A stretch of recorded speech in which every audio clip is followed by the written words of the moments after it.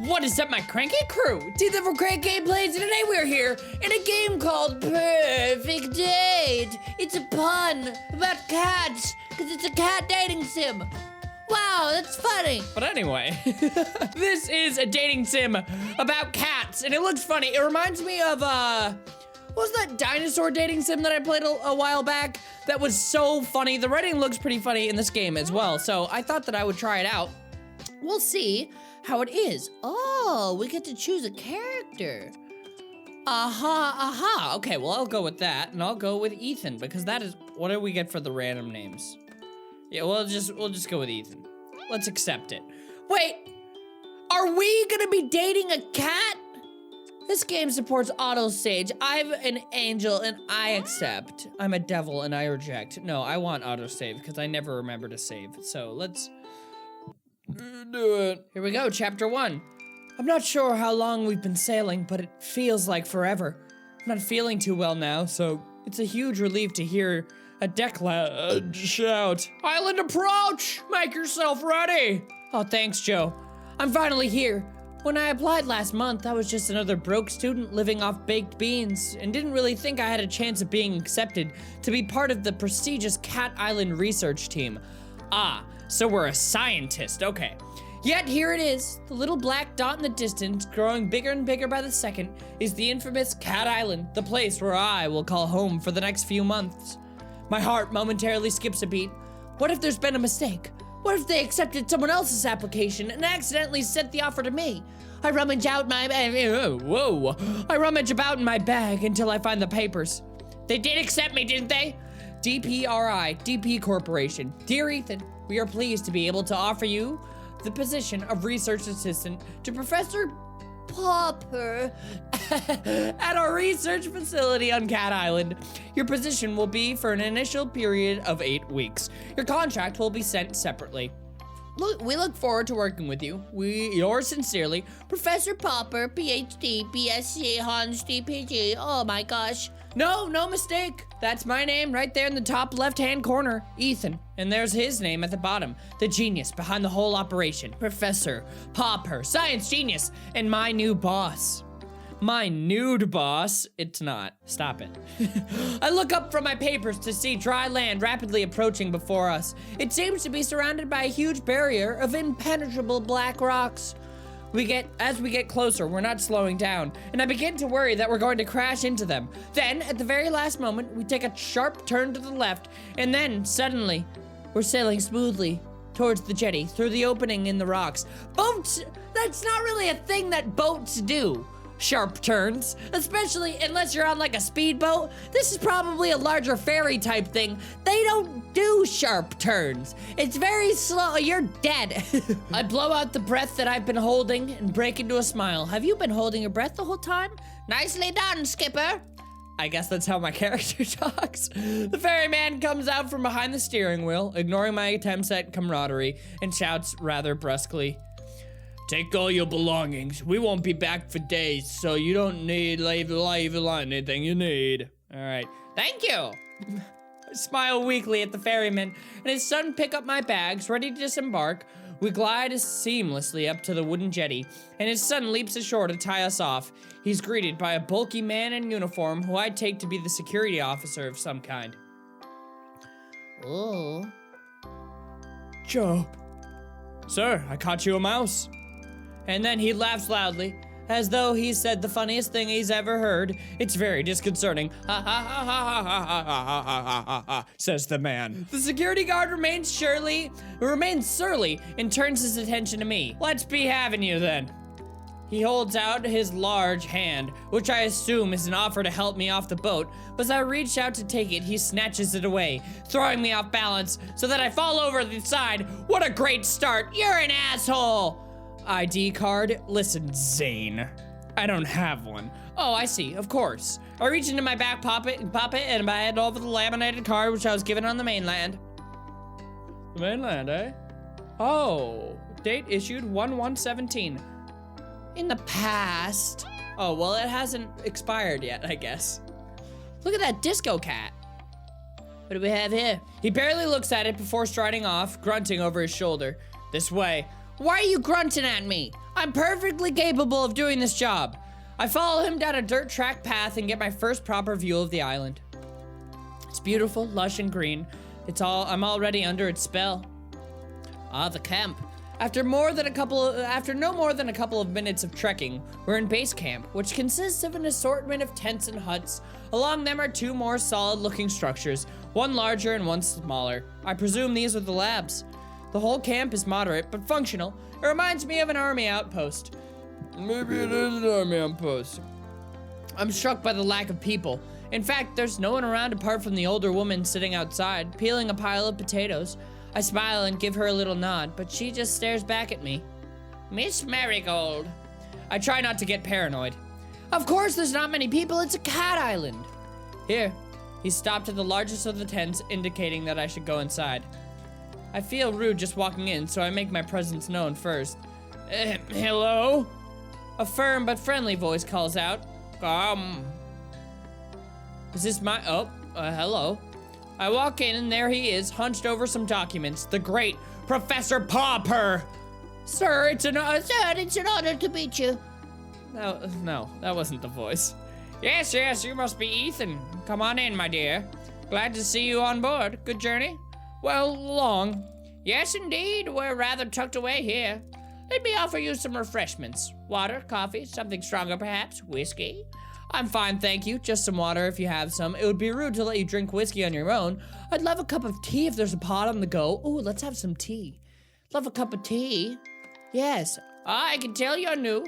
The tea here takes like cat's piddle. You really don't want to drink it. He pours me a cup of coffee from his canteen instead. It's a good thing I like coffee. It'll take you a while to find your way around and discover how it all works. So for today, I thought I would just get you kitted out. Cat joke. And maybe introduce you to some of the locals. The cats, that is. I believe you've already met the human locals. Oh, I've only met the ferryman and the security guard who brought me here. That's about it. And the lady outside? Ah, Miss Marigold. Her and her husband are the caretakers. Wonderful people, the Marigolds. You'll meet them before too long. We're a tidy little family out here, Ethan. I'm sure you'll fit in nicely. Thank you, sir. I hope so. I don't know about this guy. Is he gonna turn me into a cat? Why is there not many people on the island? I mean, it's a cat island, yes. But, are they gonna turn me into a cat? First things first, your basic kit. He begins going through a pile of things on his desk, explaining each of them in turn. This is your backpack. You can put everything in it. We will be going on plenty of field trips, so it'll be very useful. As will your own water bottle. Some disinfectant hand spray. These are heavy-duty reinforced gloves, which are essential when tagging cats out in the wild. Oh, so they're all wild cats. Don't want any scratches from felines. We don't know, do we? I suppose not. I shove each item into my new backpack and he gives them to me. Likewise, these goggles are to be brought along the field trips, on all field trips. This lot here. He indicates to a small pile of what looks like laundry. His basic uniform, lab coats, masks, stethoscopes, etc. Portable first aid kit, camping knife with all the tool attachments. Finally, and without doubt, most importantly, this. Is it a Pokédex? He holds up something that looks a lot like a mobile phone, except it clearly isn't one. This is your catalog. What a funny joke. Yes, the name comes from its earliest version. It was initially designed to record and store data on the cats, scan them, and log their details, but as you see, we've come a long way since then. Now you can use it to communicate with the rest of our team. I've added everyone's contact details for you. Listen to music, take photos. There's even a pen that comes with it to insert into microchips in the back of the cat's neck so that we can keep track of them. Ooh, it's a very valuable piece of equipment, Ethan, and I need you to protect it above all else. Do you understand? Sir, I understand completely. He's looking at me directly in the eye and clearly expects a response. Look at that lovely gaze. Yes, sir, of course I will look after it. Good. You'll get to know all the functions as you go along, but for now, I suggest we take a stroll out and see if we can find a few friends to introduce you so that you can try it out. We head down to the beach, the professor explaining things as we go. The mixture of terrain on Cat Island is quite unique. Even in such a relatively small area, you'll find forests, mountains, jungle, beaches, woodland, all these different geological and ecological zones in one place. It really is most remarkable. It certainly is. Oh, that was him talking. Even the lack of wildlife is, in itself, quite remarkable. What do you mean, Professor? Well, put simply, there's a type of force field that surrounds the island, disallowing anything to enter. You mean literally anything? Absolutely, no birds, fish, or creatures of any kind can penetrate it. Forgive my lack of intelligence on this subject, but, you're here? The professor lets out a disconcertingly loud laugh. I see what you mean. Well, there is, of course, one small break in the invisible wall, and that is where we built the jetty. But let's not get too bogged down on all this right now. What you need to know, basically, is the island is shaped like a peanut, okay? He has picked up a nearby stick and draws a simple map in the sand. This, our end of the island, is very well known to us. We've been researching here for many years. The under end is not so familiar to us. We have encountered difficulties that have hindered our progress in the See, this is why I'm suspicious. This is why. There's only cats on this island. There's a force field that doesn't allow anything in or out except for the one little place by the jetty. And it's shaped like a peanut, which you know I'm allergic to. And whatever that just happened. We're not as sure as we'd like to be. What we can tell you is that the environment has adverse effect upon humans, inducing nausea at the very least. And at the worst, fainting, migraines, possible nerve damage. Dev! As I say, it's best to keep away, but let's not get into that now, my dear. You've had a long day. For now, let's just say that we refer to the far end of the island as the danger zone, with a good reason. I must not ask you to put yourself at risk by venturing beyond this mountain range here. He refers to the map once more, drawing a line past the center and an X through the end section. There are wild, aggressive cats out there. I wouldn't want you getting too close to them. Unlike our lovely fellows closer to home. He has led me to a spot where cats are lounging about. What do you say we try our catalog now, Ethan? He stops down and picks up one of the animals, disgruntled-looking cat, who is sleeping under the shade of a palm tree. Hello. The cat lets out a displeased meow, but doesn't struggle. It's a large body, billowing with long orange fur, just sort of hangs out in the professor's arms in lazy resignation. Would you like to have a go at scanning this delightful chap? I find the on switch and somewhat timidly activate it. The gadget immediately comes to artificial life, emitting a boop boop boop sound with a red pulsing light. I select the app labeled cat scan and it loads instantly. There's no delay on this thing. The professor holds the cat towards me with arms outstretched. I'm sure he said the scanning chip is implanted in the back of the neck somewhere, but it's difficult to find this one's neck amidst the thick cloud of fur. I blow to make a parting and press the catalog into its skin. It's a bit like scanning groceries in the supermarket where I used to work. That should do it. As he plops the Marmalade Tom back into the shade. And sure enough, upon withdrawal, I find the cat's been successfully scanned. Floofy butt. Meow. Oh, floofy butt. Gender, male, age 10 years, 4 months, breed, red tabby Persian, eye color, red. Oh, amazing. Clever, isn't it? A large part of your job here will be to tag and scan the cats, such as Mr. Floofy Butt here, but it looks like you'll have no problems at all in that area. Excellent work, Ethan. Thank you, sir. I can't wait to get started. Well, why don't you get a little bit more practice with the catalog and scan the rest of them while you're here? These 5 spend a lot of time together.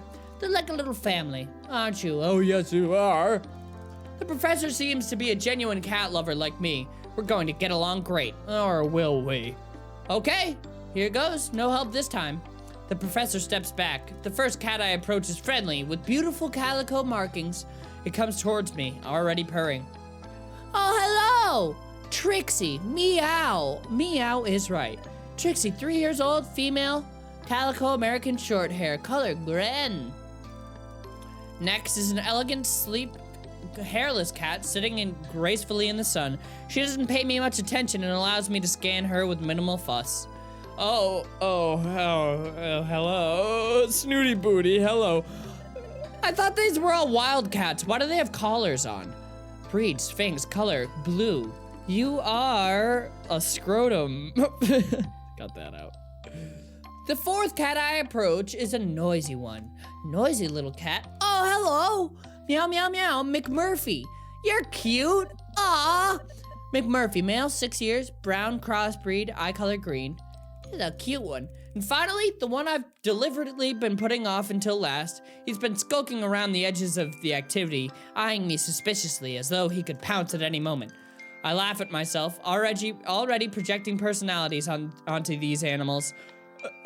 Kibbles, you look drunk.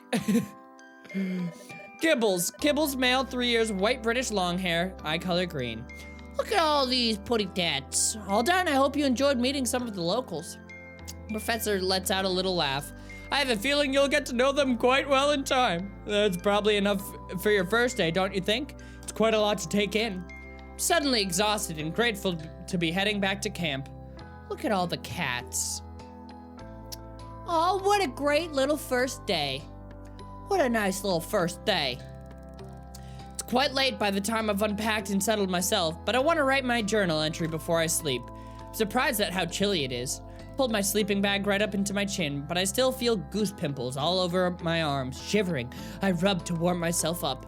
It makes me smile to think that this inherent reaction to the cold is what will be keeping my new feline friends warm tonight. My eyelids close, thinking of cats, and the island, and the professor. The world around me drifts away as I float up onto a dream. I don't trust it. I'm not sure how long I've been asleep, but I wake up with a violent jolt that leaves me sitting upright. It's too dark to see anything, but I hear a rustling, then a strange electronic noise. One that in my sleepy confusion I can't place right away. Boop, boop, boop. The catalog. Acting on instinct, I scramble to my feet to follow the noise out of the tent. I look around me. My fears are confirmed when I catch a sight of a pulsing red light, getting fainter in the direction of the forest. I snap into action, running as fast as I can.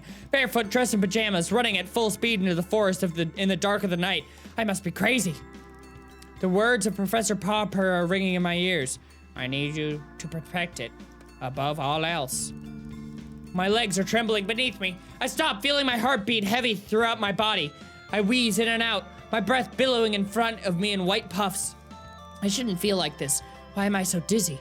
I try to get my bearings and realize I've blundered perilously into the danger zone. Oh no! I could just make out the shapes of some of the large animals in front of me before my eyes closed and I dropped to my knees. Oh no! Not the danger zone! I open my eyes. The calico cat I scanned yesterday is sitting in front of me. She drops the catalog at my feet. I'm not dead? Or am I dead? I pass out. Oh, weird shit is going down on Cat Island. Hello? You can talk? Are you okay? What is it? Don't be ridiculous, Kibbles. It's a human. Oh, yuck. I can smell it now. Smells like a human. Oh, do be quiet. Aren't they alive? Of course it's alive. It's breathing, you imbecile. Why isn't it moving? Oh, would you come on and give them some space? Maybe move back a bit. Yes, stand back out of my way. Let's have a proper look. I begin to come to. The Sphinx cat is staring over me as I open my eyes. We stare at each other for a moment while I try to take in what's happening. Is this one defective? Oh, I feel sick. I'm gonna puke. The cats watch me intently. Am I going insane? Ouch, my head. What is it chattering about? They're scared and confused. Let me talk to them. Human? Are you alright? I remember you took my catalog. Oh, but I gave it back to you. It's in your pocket now. I try to reach back into my pocket and realize my hands are scratched to shreds. Ow, ow, ow, ow, ow. What's wrong with my hands? I try to stand. Ow, my feet, what happened to me? Yeah, I guess from all that climbing. I told you he wasn't ready for that. What's that? Ready for what? Its anatomical structure is far too delicate. I tried to slow it down. Yeah, Floop, you tried restraining a human who's that determined. It was like, it was like a margay. Its anatomical structure didn't seem that delicate to me. I was like a what? Doing what? You made your own way back to the beach. Okay, but that doesn't explain. I show my bleeding hands. Ah, you crawled, Kara. Kara? Who's Kara? That's not my name. It's a term of endearment. It's an Irish thing. Are you Irish? That's inappropriate. Wait, I crawled?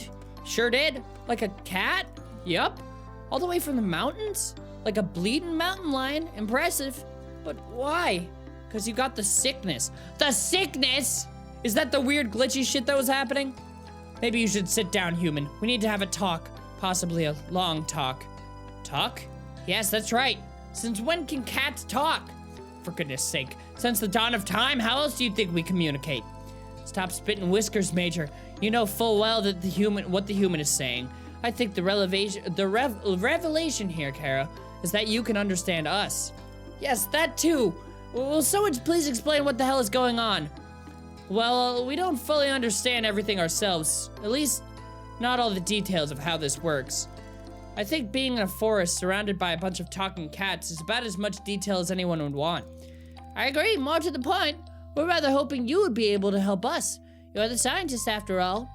What we do know is that the clock has started ticking for... What do you mean? Well, there's no way to say this to you, Kara. You'll be catified. I knew it! Whether you help it or not, you don't have a long time before... if I may. It would seem that we are basing this on our experiences to date, that when a human manages to find themselves in what I believe you call the danger zone, they are vulnerable in ways that they previously were not. That is to say, you're screwed.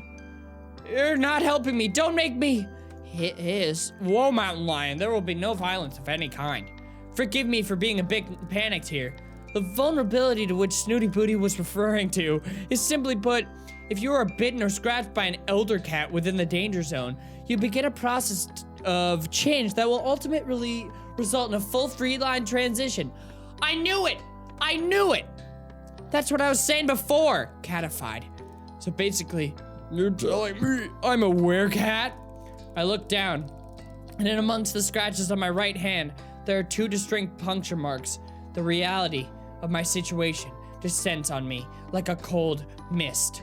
Basically, yes, my head is spinning. This is too much for me to take in. Take a breath now, Kara. You're not looking too good. What, have I started to change? I feel my head for ears, fur, everything seems to be normal. No, I just meant you're looking a bit shaky, understandably so. Take a few deep breaths and calm myself enough to say, okay, so what now? What? Give me some data give me some data. What have you got so far? Well, we'll answer anything we can, but the truth is, we have more questions than answers ourselves. So you said you need my help. What exactly does that entail? Well, finding our friends would be the start. The cats on the island, they're going missing. We don't know what's happening to them, but the body count is rising, and we've hit a wall. A wall of ignorance, maybe. Really, how many times do I have to tell you? The Muellers are to blame. Muellers? Now, Floofy Butt, there's no need for name calling. Speaking of name calling, I'll remind you to call me Major, madame. Look, they can't help the way that they are. It's a lack of breeding, you know. Overbreeding, if you ask me. Again, Muellers. They're the elder cats. The island originals. They can't speak the way we can, hence the derogatory term. And how are they to blame exactly? Well, if I knew that, we would have been no need for this elaborate kidnapping. It's hardly proving a roaring success after all. Look, Kara, all we really know is that we are no longer safe on this island. The elders who live in the danger zone are hostile towards us. Not sure why. It's just always been that way. And now, because cats are being taken, nowhere else is safe either. You expect the occasional mishap. We live in an undomesticated world out here, after all. But lately, cats have been disappearing almost every day. Even the last human we catified went missing. Sorry, what? Let's not open old wounds, Kibbles. Yes, onwards and upwards. Well, first things first, the werecat thing. Catification, transition, whatever. How does it work? Time passes and then you transform into a cat. It's a gradual process. It's different for everyone, but you won't just turn overnight. The clock is ticking, however. The first side effect of the transition is being able to understand us. Well, some of us. Not the elders, obviously. Not the domestics either. When you have the whole heightened senses thing, the increased agility, the crazy body hair stuff, let's not worry the human with all the details just yet. I assume there's an antidote? Afraid you're going to be disappointed in that assumption. Hang on, you said there was someone else who'd put you in this position? Well, let's hope you're a better bet than they were. Unfortunately, they weren't able to discover an antidote or get our friends back. I know where their notes are though. Really? Trade. Huh? You help us and I'll give you the progress reports. Do not help well, I guess we'll help the kitties. Not much of a choice really, is it? Afraid not. Okay, fine. So where do I start? Is there anything you can tell me that'll help me track down your missing friends? Will no one listen to sense? Start with the Muellers. And I'll eat my hat if it doesn't end there too. Don't mind him. He's set in his ways. We have every reason to believe that the abductions take place in your part of the island. Yes, nowhere near the danger zone or the elders. Well, that doesn't make much sense, but I suppose nothing does around this place. My catalog starts beeping. Oh, my alarm. I have to get to work. You run along now. We don't want you arousing suspicions with your people. You can meet with us later. I'll make sure the reports are in your tent before this evening. Thanks, Kara. You're 1 in a million. I imagine the odds are far greater than that, given your new health status. Go. And thanks from all of us. All right. Well, I am going to end this one here. I was correct in the beginning. Creepy shit is going on in this cat town, and I don't like it. I'm gonna turn into a cat. What's all the glitchy shit though? Even if I'm turning into a cat, that shouldn't happen. Is it all a simulation? Maybe. But maybe we will find out. Let me know. I'm gonna leave this one up to you guys, whether I continue or not. So let me know if you want me to play more, if you don't want me to play more, whatever. But I had a good time with this so far. It seems pretty interesting. So I will leave this here. So thank you guys so much for watching. Hope you enjoyed. If you did, make sure to slap that like button right in the face. And I will see you guys in the next video. Love you all. Stay cranky. Bye. What is up, my cranky crew?